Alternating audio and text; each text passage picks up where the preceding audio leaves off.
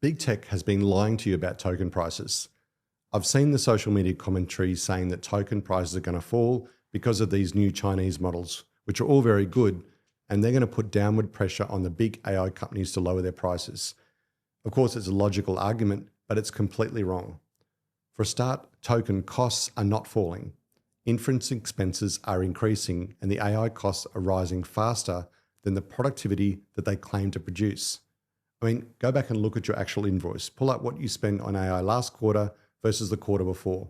And almost every company I talked to, that number went in one direction, which was up. So how do both things happen at once? How do the prices fall and the bill rise? Because there's a difference between the price of a token and the cost of an answer. Vendors quote you the first one, but the bill that they send you is for the second one. And they control the distance between them. And this isn't a new trick. Pharmaceutical companies did it, and printer manufacturers built an entire empire on it. AI just got there faster. So in this video, I'm going to show you what's happening with token price index and show you exactly what that number does and doesn't tell you about the real plan that's unfolding right now.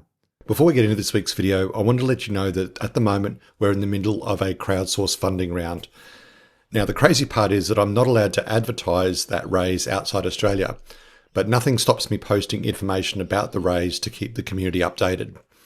I wanted to tell you this because a few people have said in the comments, hold on, what's all this businessy stuff? I'm just here for the tech.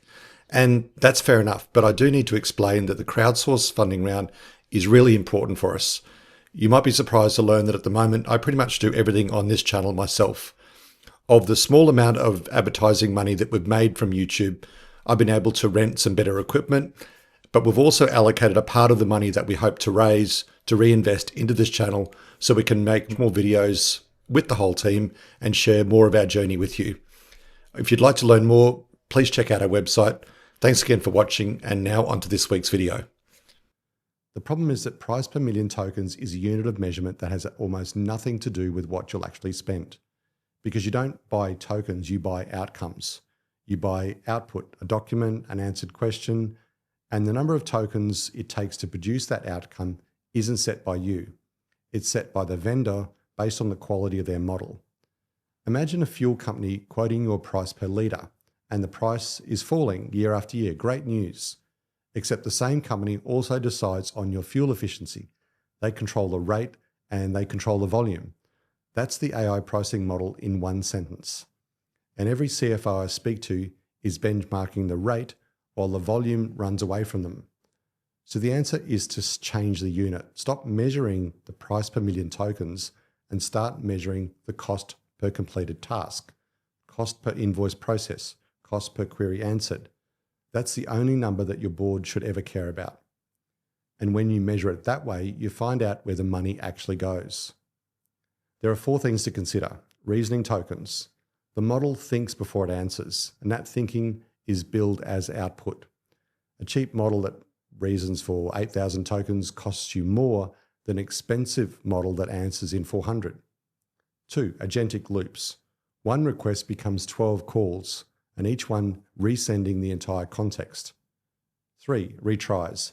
Every failure is billed. You pay for the wrong answers too. 4, model deprecation. The model that you built your workflow on gets retired and you migrate at new prices on their calendar.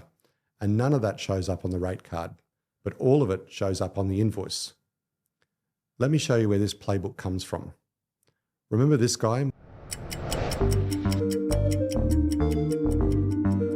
Martin Shkreli was named the most hated man in America after jacking up prices on life-saving drugs to make a profit. This company acquires the rights to a drug called Daraprim.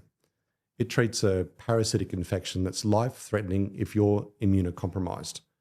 The drug is 62 years old and it's off patent. It costs about $1 to make. And when he acquired the company, overnight, the price went from $17 to $150, a 5,000% increase. But here's the kicker. What he did was legal. The price hike itself didn't break any laws. It might have been a really shitty thing to do, but it's a perfectly valid play. But what's significant here is the drug didn't have a patent, so anyone could have made a generic version. So how on earth did he manage to justify the price? distribution. He put Daraprim in a closed distribution system so competitors couldn't obtain the samples they needed to prove their generic version was equivalent. He didn't own the molecule, he owned the distribution. So now ask yourself, who owns the distribution for your AI model? If it's not you, then somebody else has, to be honest, got you by the balls. Now, here's another example that you're probably also familiar with, your inkjet printer. The printer was probably really cheap, maybe even free. The manufacturer took a loss on that printer deliberately because the printer wasn't the product. The cartridge was the product. But now a federal judge has ruled that HP must finally face a class action lawsuit filed against it. It is being accused of blocking virtually all device functions unnecessarily when ink is low, and of deliberately withholding that information from the consumer in order to boost profits by selling expensive ink cartridges. Inkjet ink is one of the most expensive liquids you can legally buy by volume, and it's priced that way because you have no alternative once the printer is on your desk. But then it got worse. When you updated the firmware that runs the printer, the code started learning how to reject third-party cartridges. Then the subscription plans arrived, and where you pay per page, and if you cancel, the cartridge you already own stops working. So look at that structure carefully. Cheap entry, metered consumption, and vendor controls whether your existing solution keeps working. Well, that's the entire AI business model. And it was fully operational before most of these AI labs even existed. The free tier is the cheap printer. The API is the ink. And if we continue down this path, things will only get worse. If I look at the token price index, which I've mentioned previously on this channel, the prices are still going up, even with the Chinese models. And that's because the gold rush is almost over. Big tech has spent years buying market share below cost. Their investors now want their money back. But more than that, the tab they've racked up is enormous. Data centers, GPUs, power contracts, depreciation on hardware that's obsolete in a few years. Somebody will be paying for that, and they want it to be you. But now there is a good alternative, and it's not that exotic.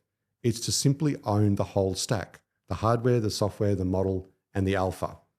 You turn a variable cost you can't forecast into a capital cost that you can. I share these two stories to show you that this playbook is not new. We've seen it happen in many other industries. Don't be fooled into thinking that AI has come some kind of magic. It's just technology like anything else, whether it's a drug or a printer cartridge.